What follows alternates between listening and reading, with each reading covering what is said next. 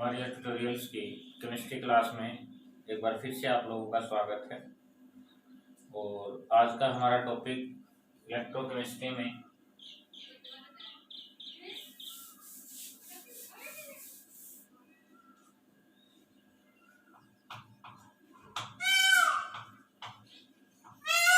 Commercial cell and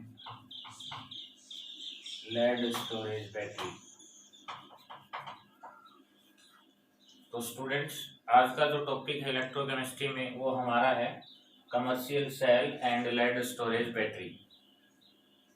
means हम उन device के बारे में बात करने वाले हैं जो बाजार में आसानी से मिल जाते हैं और जिनकी हेल्प से हमें इलेक्ट्रिसिटी मिल जाती है। जैसे हमारी घड़ी में जो सेल यूज होता है, कार के ट्रक के अंदर जो बैटरी यूज होती है, घर में जो इन्वर्टर बैटरी यूज होता है, मोबाइल फ़ोन में जो बैटरी यूज होती है, ये ऐसे डिवाइस हैं जो बाज़ार में इजीली अवेलेबल हैं और जिनकी हेल्प से हमें इलेक्ट्रिसिटी मिलती है। तो उसी पे आज हम बात करने वाले हैं। तो स्पेशली ये होते क्या हैं, ये इलेक्ट्रोकेमिकल सेल होते हैं और ये वाले सेल करते क्या हैं, अपनी केमिकल एनर्जी को इलेक्ट्रिकल एनर्जी में बदल देते हैं।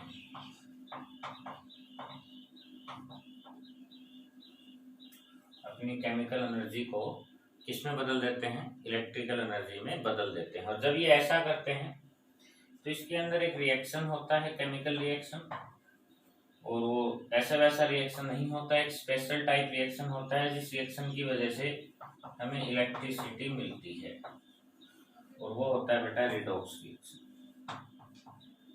कौन सा रिएक्शन? Redox reaction. ठीक है, तो अब हम एग्जांपल्स की बात कर लेते हैं। एग्जांपल्स की अगर हम बात करें तो पहले हम डिस्कस करेंगे लेड स्टोरेज बैटरी पे।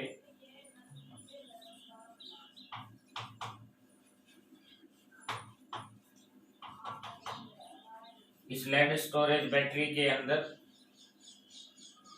कॉमनली केमिकल सेल हमने पढ़ा है पिछले लेक्चर में। तो एक रिएक्शन एनोड पे होगा, एक रिएक्शन कैथोड पे होगा। एनोड पे ऑक्सीडेशन होगा, कैथोड पे रिडक्शन होगा। मीन्स एनोड इलेक्ट्रॉन लॉस कर रहा होगा, कैथोड उन्हीं इलेक्ट्रॉन को गेन कर रहा है।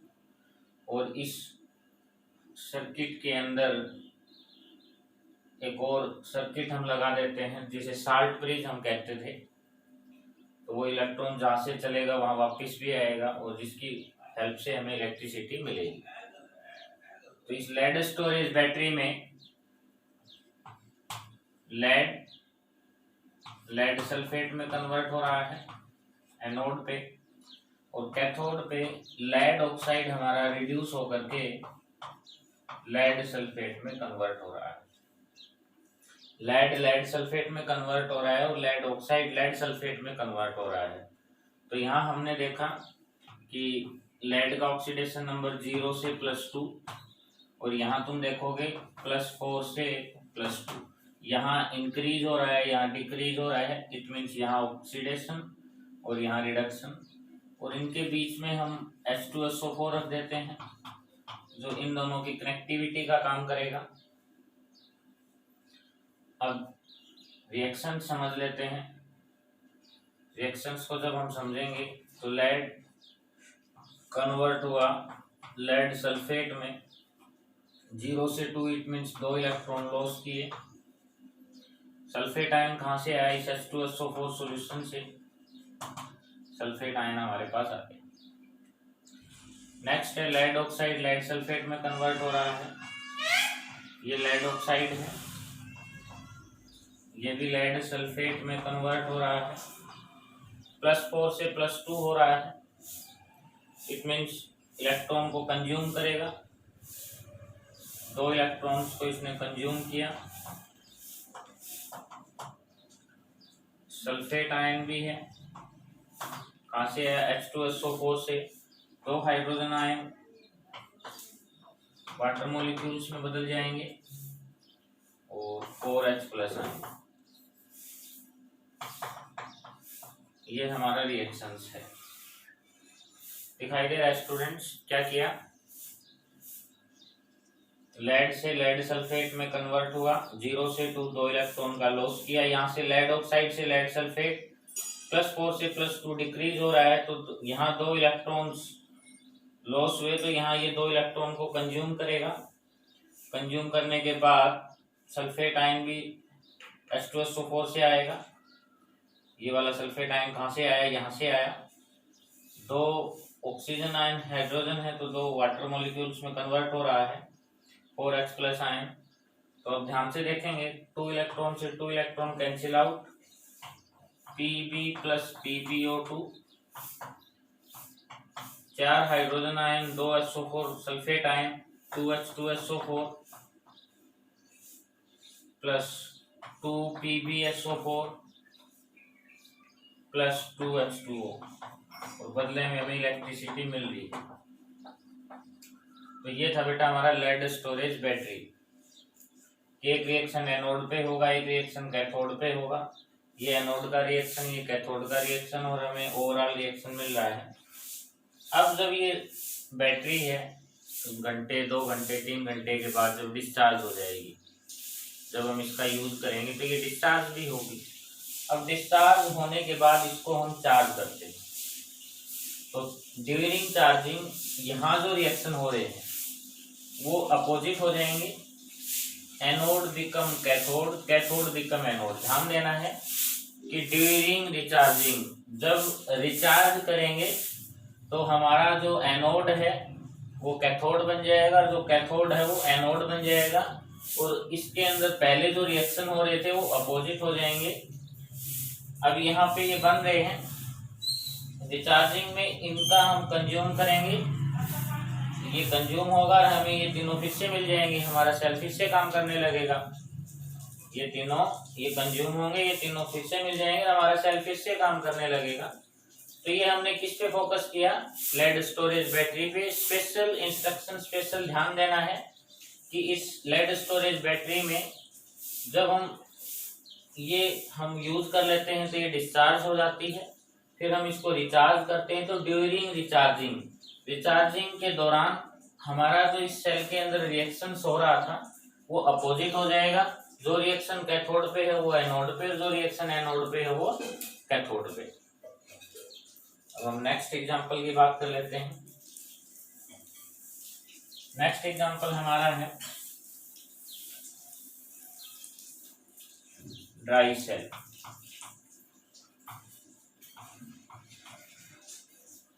तो ड्राई सेल कुछ इस तरह का होता है।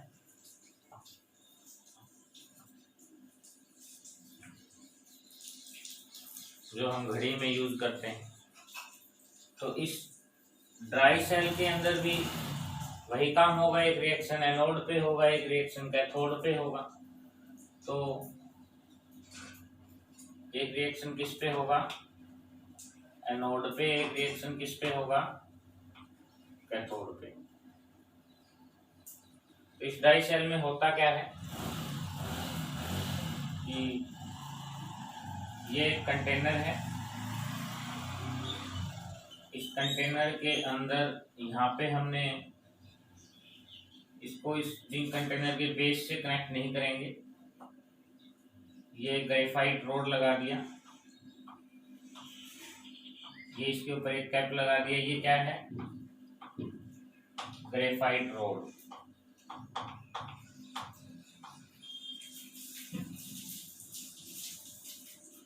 ठीक है, और यहाँ जो जगह है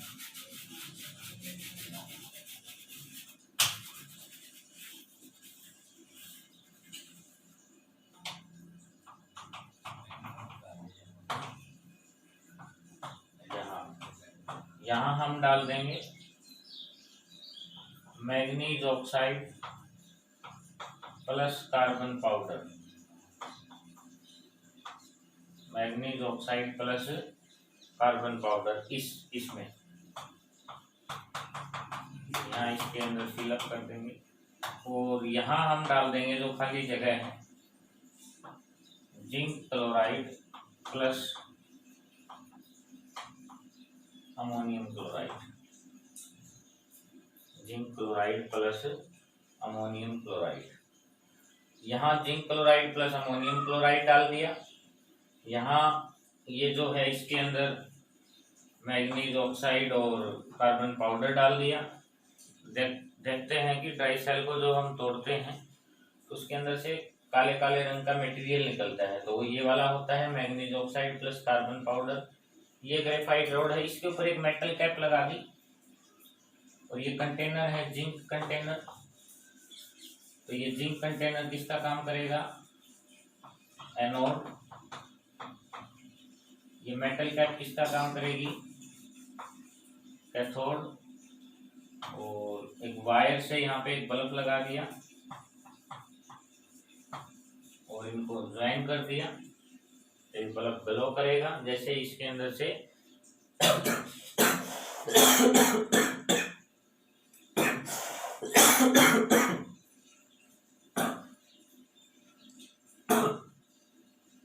खांसी आ गया। इलेक्ट्रिसिटी जनरेट करेंगे, इलेक्ट्रिसिटी फ्लो करेगा तो ये बल्ब ग्लो करेगा। ये कैथोड पे काम हो रहा है, ये एनोड पे। तो जिंक एनोड पे काम करेगा, जिंक से जिंक आयन बन जाएगा। और कैथोड पे मैग्नीज ऑक्साइड है और ये MnOHO में कन्वर्ट हो जाएगा। कैसे? मैग्नीज पे 4 पॉजिटिव, 2 ऑक्सीजन पे 2 नेगेटिव और ये कन्वर्ट होगा MnOHO में। तो देख रहे हैं कि 4 पॉजिटिव से हमारा जो चार्ज है वो रिड्यूस हो गया। तो इसका 0 से 2 ऑक्सीडेशन और ये 4 से डिक्रीज हो रहा है, तो इसका रिडक्शन हो रहा है। हमारे रिएक्शंस हो रहे हैं एनोड पे और कैथोड पे। ध्यान देना है ये कंटेनर है पूरा जिंक कंटेनर, इसके अंदर एक ग्रेफाइट रोड लगा दिया और इसके बीच में हमने ये वाला मैग्नीज ऑक्साइड और कार्बन पाउडर डाल दिया। जिंक क्लोराइड और NH4Cl का इलेक्ट्रोलाइट कॉम्बिनेशन भी हम डालेंगे। इसके ऊपर एक मेटल कैप लगाया जो कैथोड का काम करेगा, जिंक कंटेनर एनोड का काम करेगा। एक रिएक्शन एनोड पे होगा, एक रिएक्शन कैथोड पे होगा। तो एनोड पे ये होगा, कैथोड पे मैग्नीज ऑक्साइड इसमें बदल रहा होगा। इसी पे हमें फोकस करना है इस प्रकार। तो अब इस पे जब हम फोकस कर रहे हैं तो रिएक्शंस की बात कर लेते हैं। तो एनोड वाला रिएक्शन तो सिंपल है,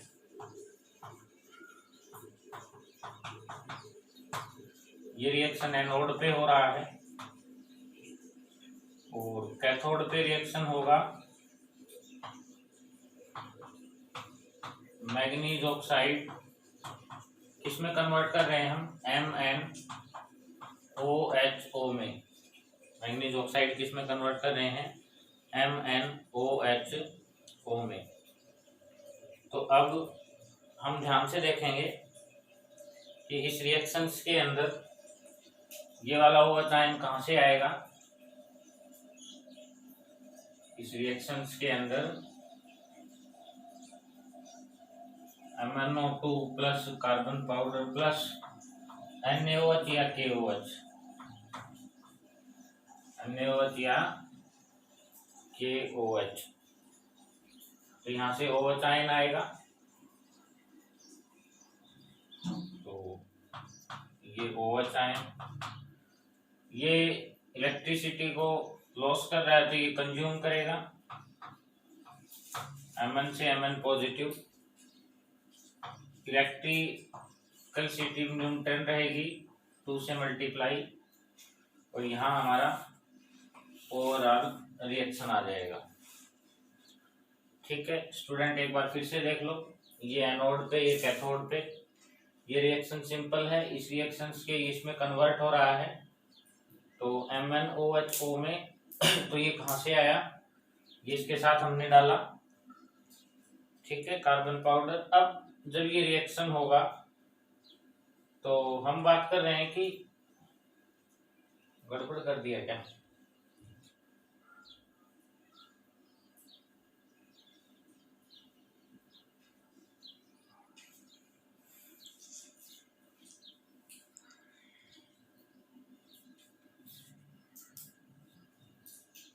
हाँ, ये वाला क्या था, ये इसमें कन्वर्ट हुआ, ये H प्लस H कहाँ से आया? इस वाली रिएक्शन से। जो अमोनियम क्लोराइड है वो डिकम्पोज होगा अमोनिया प्लस HCl में।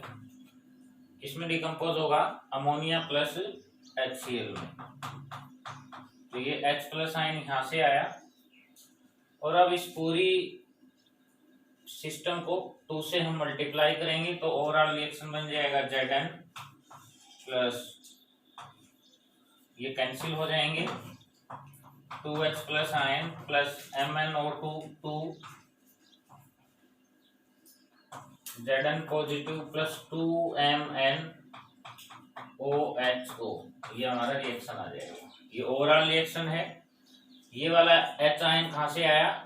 ये वाला H आयन ये यहाँ से आया, अमोनियम क्लोराइड को डिकम्पोज करेंगे तो ये अमोनिया प्लस HCl में कन्वर्ट। अब इस सेल के अंदर क्या करना है कि ड्राई सेल के अंदर ये जो अमोनिया गैस बनेगा, अगर ये बहुत ज्यादा बन जाएगा तो इस सेल के अंदर विस्फोट हो जाएगा।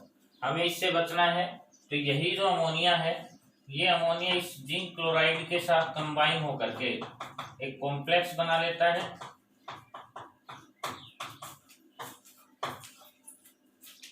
ये जो अमोनिया है ये इस जिंक क्लोराइड के साथ कंबाइन होकर के कॉम्प्लेक्स बना लेता है, और हमारे इस सेल के अंदर हम विस्फोट होने से बच जाता है। कि अगर ये गैस इसके अंदर बहुत ज्यादा बन जाएगी, तो ये गैस अगर बहुत ज्यादा बनेगी तो यहाँ पे विस्फोट हो सकता है। हमें इससे बचना है। इससे बचने के लिए हम क्या करते हैं कि इसके अंदर जिंक क्लोराइड और अमोनियम क्लोराइड का कॉम्बिनेशन डालते हैं।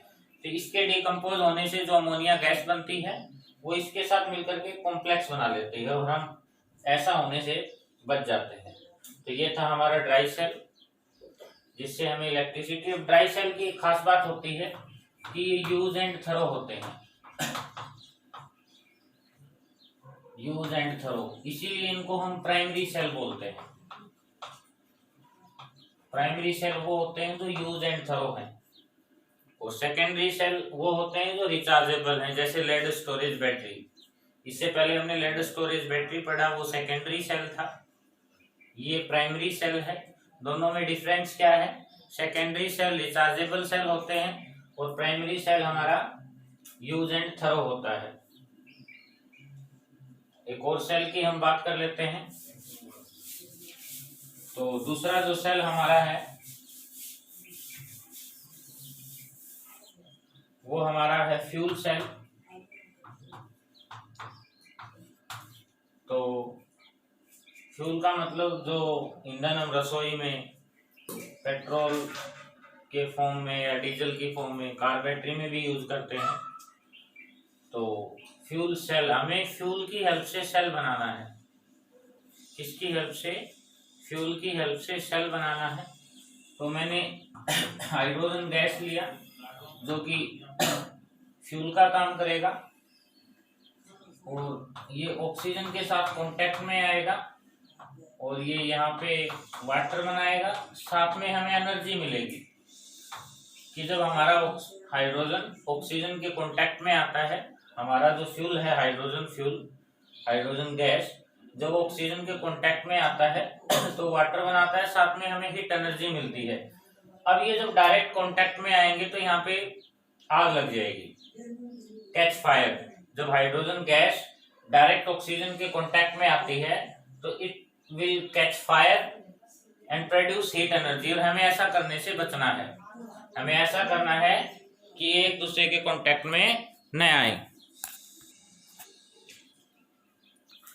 तो ऐसा करने से हमें बचना है कि ये एक दूसरे के डायरेक्ट कांटेक्ट में न आए। तो इसके लिए हमें क्या करना है हमने एक कंटेनर लिया,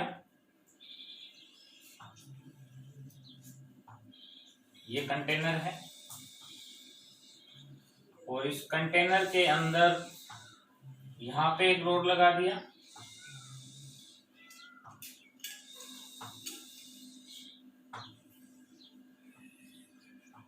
ग्रेफाइट रोड है ये।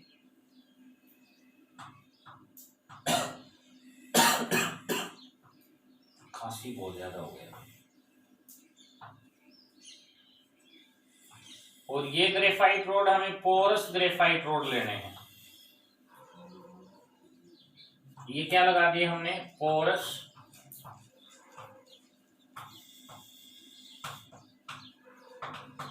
Graphite road. पोरस का मतलब इनमें हल्के हल्के छोटे छोटे छिद्र हैं, और इस कंटेनर के अंदर से यहां से हमने पास की ऑक्सीजन गैस, और इधर से हमने पास की हाइड्रोजन गैस। इधर से हाइड्रोजन पास किया, इधर से ऑक्सीजन पास किया, बीच में हमने पोरस रोड लगा दी ग्रेफाइट की, लोडेड विद कैटालिस्ट। और ये लोड कर दी हमने कैटालिस्ट के साथ, ताकि इसके अंदर जो रिएक्शन हो वो आसान हो जाए, प्लेटिनम या प्लेडियम। ठीक है, कैटालिस्ट के साथ लोड करेंगे ताकि इसके अंदर जो रिएक्शंस होगा वो हमारा आसान हो जाए। और यहाँ ये जो जगह है इसके अंदर हमने डाल दिया NaOH या KOH, कोई भी बेस सॉल्यूशन हम ले लेंगे। अब इसमें हमने NaOH डाल दिया, इधर से ऑक्सीजन गैस को पास किया, इधर से हाइड्रोजन गैस को पास किया। तो अब क्या होगा कि ये जो हाइड्रोजन गैस है ये इस ऑक्सीजन के डायरेक्ट कांटेक्ट में नहीं आएगी। ये जो ऑक्सीजन गैस है ये इस हाइड्रोजन के, या ये जो हाइड्रोजन है ये इस ऑक्सीजन के डायरेक्ट कांटेक्ट में नहीं आएगा। अब ये डायरेक्ट कांटेक्ट में नहीं आएंगे तो यहाँ पे रिएक्शंस होगा, तो ऑक्सीजन गैस का रिडक्शन हो जाएगा, हाइड्रोजन गैस का ऑक्सीडेशन हो जाएगा। ऑक्सीजन गैस का क्या हो जाएगा, रिडक्शन हो जाएगा, और हाइड्रोजन गैस का क्या हो जाएगा, रिडक्शन हो जाएगा। अब इसका ऑक्सीडेशन हो रहा है, इसका रिडक्शन हो रहा है, तो यहाँ पे एनर्जी होगी। क्यों होगी, क्योंकि यहाँ पे स्पेशल टाइप रिएक्शन आ जाएगा, रिडॉक्स रिएक्शन, और उसकी हेल्प से हमें एनर्जी मिलेगी। जो एनर्जी हमें मिलेगी वो इलेक्ट्रिकल एनर्जी होगी। जो एनर्जी हमें मिलेगी वो इलेक्ट्रिकल एनर्जी होगी। क्योंकि ध्यान से देखो, ये जो H2O है, ये H2O ऐसा कुछ होता है, इस पे प्लस, इस पे 2 नेगेटिव, तो ये तो 0 से प्लस और ये 0 से -2, तो इसका मतलब क्या हुआ, इसका तो डिक्रीज हो रहा है, इसका इंक्रीज हो रहा है। ध्यान दे रहे हैं कि ये हाइड्रोजन प्लस और ये ऑक्साइड आयन में कन्वर्ट हो रहा है, तो इसका मतलब ऑक्सीजन ऑक्साइड आयन में कन्वर्ट हो रही है, तो इसका रिडक्शन हो रहा है। और हाइड्रोजन का ऑक्सीडेशन हो रहा है, हाइड्रोजन का क्या हो रहा है, ऑक्सीडेशन हो रहा है, तो ये एक दूसरे के डायरेक्ट कांटेक्ट में नहीं आए। तो अब वो रिएक्शंस हम देख लेते हैं कि वो रिएक्शन कौन कौन सी है हमारे पास। एक रिएक्शन कैथोड पे, एक रिएक्शन एनोड पे। तो इतना कुछ हमने समझ लिया, यहां लिख देते हैं।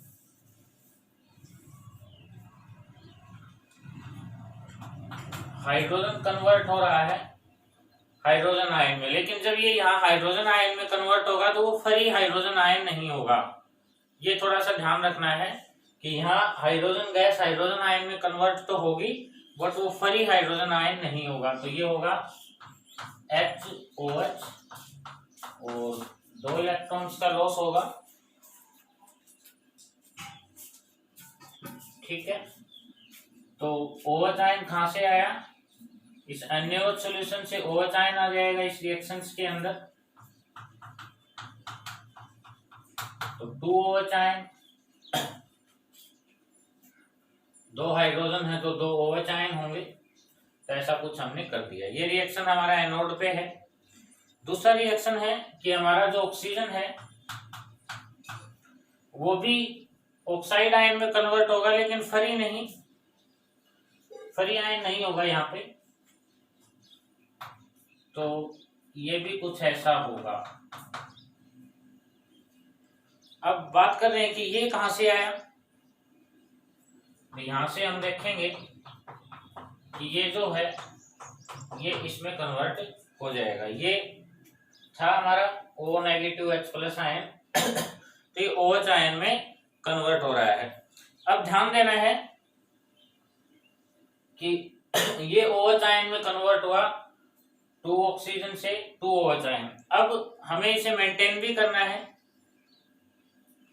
कि ये जो सिस्टम हमारा है ये आया कहां से, 2 ऑक्साइड आयन में कन्वर्ट हो रहा है, तो ये 2 इलेक्ट्रॉन को कंज्यूम करेगा, 2 इलेक्ट्रॉन्स को कंज्यूम करेगा, और ये OH आयन है तो यहाँ पे हमारा आ जाएगा HOH। हमारे पास क्या आ जाएगा, HOH।